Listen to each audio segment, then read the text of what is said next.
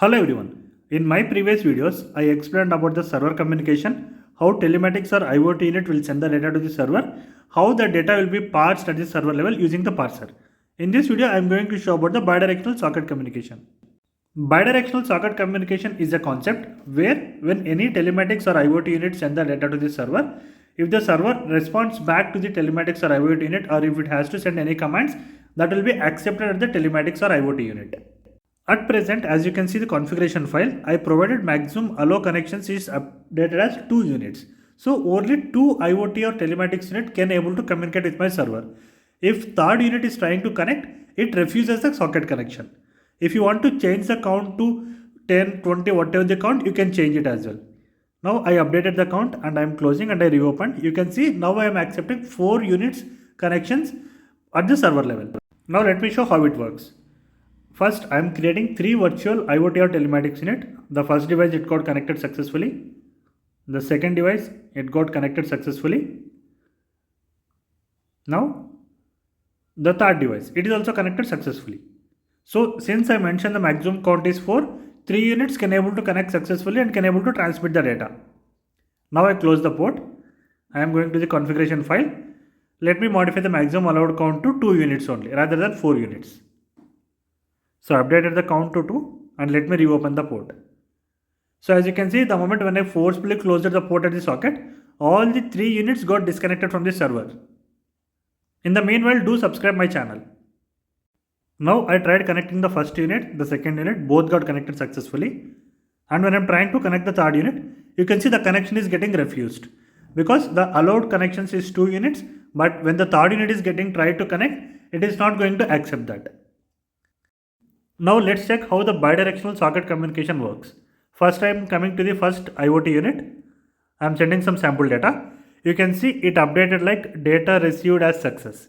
So that acknowledgement is sending from your port which is getting listened via same socket communication from the telematics or IoT unit. In bidirectional socket communication, whichever the IoT or telematics unit communicates to the server by creating a socket, the server will communicate to that unit using the same socket only. Here I am testing with 2 units, so it creates 2 sockets. If I am sending the data from first socket, it acknowledges from the first socket. If I am sending from the second socket, it acknowledges to the second socket device only. In the similar way, not only this one, whatever the acknowledgement that you want to send back to the IoT or telematics unit, you can update the same thing in your code. In sometimes you have multiple data types. Each data type might expect a different type of acknowledgement. You can configure that as well. If the data type is normal regular data, update as success. If the data type you want to communicate any commands or any configurations, you can update like commands or configuration updates. So whatever the configuration or whatever the acknowledgement that you want to send back to the IoT, you can do that as well. Now let me open the data file, whatever has been got stored. You can see it got stored with the data, the raw data, the parsed data, and if it sends any acknowledgement back as failure, I am capturing that data as well. In the earlier attempt, the first unit and the second unit got connected successfully. The third unit, when it tries to connect, it refuses to connect. Now I am closing the entire sockets. Now let me try to connect the different units. I am not going to open the first unit. Let me connect the second unit and the third unit.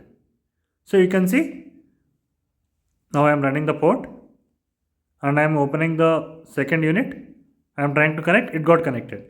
Same way, I am trying to access the third unit, it got connected. Now, if I try to connect the first unit, it refuses the connection because the allowed connections is only 2. And the concept is like whichever the first 2 units will communicate, those 2 will be in active connection and third unit will always be refusing because I gave the allowed connections as 2. But if I try to send any data, it receives as well. Do subscribe my channel for more videos.